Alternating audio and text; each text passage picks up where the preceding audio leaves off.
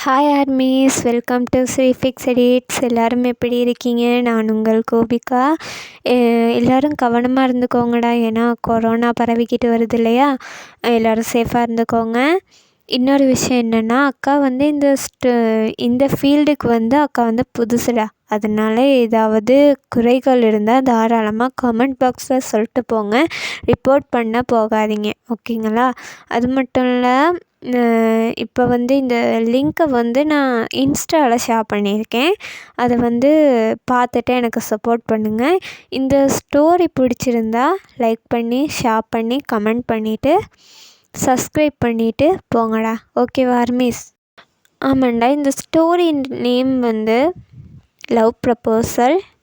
இதை யாருக்காக எடுத்திருக்கேன் அப்படின்னா ஆர்மீஸ், மிஸ்டர் கிம் டேயோங்காகத்தான் எடுத்திருக்கேன், ஓகேவா?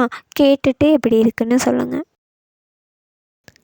இப்போ நாங்கள் ஹீரோயின் இன்ட்ரோ தாண்டா பார்க்க போகிறோம். மெயினாக நாங்கள் பார்க்க போகிறது அதுலேயும் ஹீரோயின் இன்ட்ரோ தாண்டா. இப்போ வாங்க.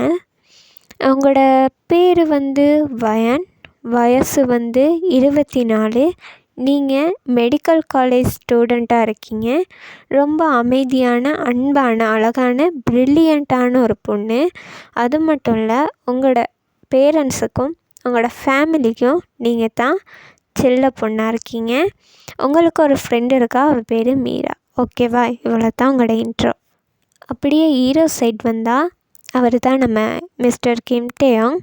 உங்களோட பயாலஜிக்கல் ப்ரொஃபஸர், ஃப்ரெண்ட்லி டைப்பான ஆள், வயசு வந்து 30, அன்மேரீடான பர்சன். படிப்புன்னு வந்துட்டால் கொஞ்சம் ஸ்ட்ரிக்டாக இருப்பார், ஓகேவா? இதுதான் ஹீரோட இன்ட்ரோ. சரி, இப்போ ஸ்டோரிக்குள்ளே போகலாண்டா. ப்ரெசண்ட்டில் பார்த்தா நீங்கள் ஒரு கிளாஸ் ரூமில் உட்காந்து படிச்சிட்ருக்கீங்க. அப்போ உங்கள் ஃப்ரெண்ட் அங்கேருந்து ஓடி வாரா, வந்து உங்களை கூப்பிட்டுக்கிட்டே இருக்கா. நீங்கள் எந்த ரியாக்ஷனும் இல்லை, படிச்சிட்ருக்கீங்க. அப்போ உங்கள் ஃப்ரெண்டு நீங்கள் படிச்சுக்கிட்டு இருக்க புக்கை வாங்கி உங்கள் மண்டை மேலேயே வைக்கிறா. நீங்களும் கோவமாகி, என்னடி உனக்கு பிரச்சனை, எதுக்குடி மீரா என்னை அடித்த அப்படின்னு கத்துறீங்க. அப்போ உங்கள் ஃப்ரெண்ட் மீரா, எதுக்குடி கத்துற, நான் ஒரு விஷயம் சொல்ல வந்தேன் அப்படின்னு சொல்லிட்டு அவள் பேசுகிறா. மீரா வந்து சொல்கிறா, நம்மளுக்கு வந்து பயாலஜி ப்ரொஃபஸர் ஒருத்தர் வரப்போகிறாரு. அவர் வந்து எப்படி இருப்பார்னு பார்க்க ஸ்டூடெண்ட்ஸே பிரமிச்சு பார்த்துட்ருக்காங்க. நீ படிச்சிட்ருக்க அப்படின்ட்டு உங்களே ஏசுகிறா. அப்போ நீங்கள் சொல்கிறீங்க, அப்படி எப்பயுமே கிளவியோ தான் இந்த கிளாஸ்க்குள்ளே, இந்த ஸ்டூடெண்ட் இருக்க கிளாஸ்க்குள்ளே வரப்போகிறாங்க. அதுக்கு ஏன்டி இவ்வளோ பில்டப் பண்ணுறீங்க அப்படின்னு சொல்லிட்டு நீங்கள் அவளை கேட்குறீங்க. அப்போ அவள் உங்களுக்கு கேவலமாக ஒரு லுக்கை விட்டுட்டு, ஏண்டி உன் வாயில் எந்த நல்ல வார்த்தையும் வராதா, எப்பயும் வரப்போகிறாங்களா, இப்பயும் வரப்போகிறாங்க அப்படின்ட்டு கேட்குறா. பார்ப்போம், நடக்கிறத தானே சொல்கிறேன் அப்படின்ட்டு நான் நீங்கள் சொல்ல. அப்போ மீரா, உங்கள் ஃப்ரெண்ட் மீரா வந்து சொல்கிறா, பார்ப்போம் நீ சொல்கிறது தான் நடக்குதா அப்படின்ட்டு பார்த்துருவோமே அப்படின்னு சொல்லிட்டு அவள் போய் உங்களுக்கு ஆப்போசிட் சைட் வந்து உட்கார்றா, ஓகேவா? பிரின்சிபல் வந்து உங்கள் கிளாஸ் ரூமுக்குள்ளே வராது. கிளாஸ் ரூமுக்கு வந்த பிரின்சிபலை பார்த்து உங்கள் கிளாஸே அமைதியாகுது. அவர் வந்து புது பயாலஜி ப்ரொஃபஸரை வந்து இன்ட்ரடியூஸ் பண்ணிவிட்டு, அவருக்கு ஒரு அவசர வேலை இருந்தனால அவர் கிளாஸை விட்டு வெளியே போகிறாரு. கிளாஸை பார்த்துக்க சொல்லிவிட்டு ப்ரொஃபஸரும் அவரை பற்றின இன்ட்ரடியூஸை கொடுத்துட்டு உங்களோட இன்ட்ரடியூஸையும் வாங்கிக்கிட்டு அவர் என்ன பண்ணுறாருனா, அவரோட லெசன்ஸ் எடுக்க ஆரம்பிக்கிறாரு. இப்படியே கொஞ்ச நாள் பாஸ் ஆகுது.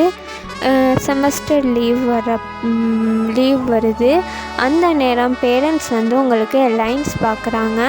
அந்த அலைன்ஸ் வந்து உங்களுக்கு வந்து பிடிக்கல. அப்போ உங்கள் அம்மா அப்பா வந்து கேட்குறாங்க, நீங்கள் வந்து யாரையாவது லவ் பண்ணுறீங்களா, இல்லாட்டி வேறு ஏதாவது உங்களுக்கு ஐடியா இருக்கா அப்படின்ட்டு உங்களை பார்த்து கேட்க, நீங்கள் சொல்கிறீங்க, ஆமாப்பா நான் ஒருத்தரை லவ் பண்ணுறேன். இப்போ கிட்டத்தில் ஒரு 3 மாதம் மாதிரி தான் அவர் நம்ம காலேஜுக்கு வந்தார். அதுக்குள்ளேயே ஃபஸ்ட் இயர் லீவு கொடுத்துட்டாங்க. அவரை தான்ப்பா நான் 1 சைடாக லவ் பண்ணிகிட்ருக்கேன், இன்னும் 2 சைடு ஆகலை. நான் வந்து அவர்கிட்ட நாளைக்கு நைட் கிளாஸ் இருக்குதுன்னு சொன்னார். காலேஜ்லேயே தான் லீவ் கொடுத்துட்டாங்க தான், ஆனால் லீவ் வந்து லீவ்லேயே அவர் காலேஜில் வச்சு நைட் கிளாஸ் செய்கிறேன்னு சொன்னாருப்பா அப்படின்ட்டு நீங்கள் சொல்கிறீங்க. அவங்க அம்மா அப்பாவுக்கும் ஓகே அப்படின்ற மாதிரி தான் இருக்குது. அப்படியே அடுத்த நாள் விடியுது. நைட் கிளாஸ் இருக்குன்றத சொல்லிவிட்டு நீங்கள் காலேஜுக்கு போகிறீங்க. காலேஜுக்கு போனதும் அன்னைக்கான கிளாஸஸ் எல்லாம் முடிஞ்சு உங்களுக்கு நைட் கிளாஸ் ஆரம்பிக்குது. அப்போ நீங்கள் மட்டும்தான் கிளாஸ் ரூமில் உட்காந்துருக்கீங்க. அப்போ நீங்கள் எதையோ யோசிச்சிட்ருக்கப்ப உங்களை மிஸ்டர் வி கூப்பிட்டுக்கிட்டுருக்காரு. வயன்னு சொல்லி கூப்பிட்டும் நீங்கள் திரும்பி பார்க்காதனால அவர் டேபிள் அடித்து வயன் என்ன யோசனையில் இருக்கா அப்படின்ட்டு கேட்குறாரு.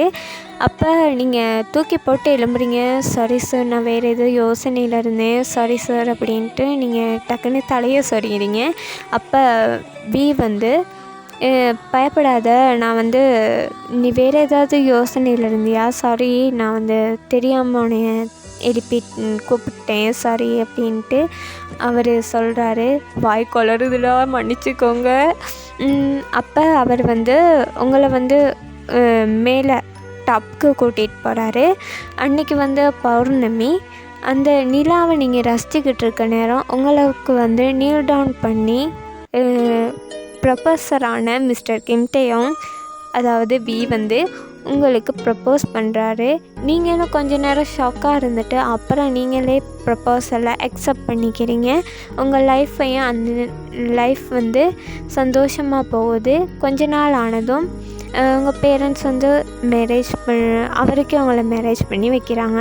லைஃப்பும் சந்தோஷமாக ஸ்டார்ட் பண்ணுறீங்க. இவ்வளோ தாண்டா ஸ்டோரி. நிறையா சொதப்பி வச்சுருக்கேன்னு தெரியுது.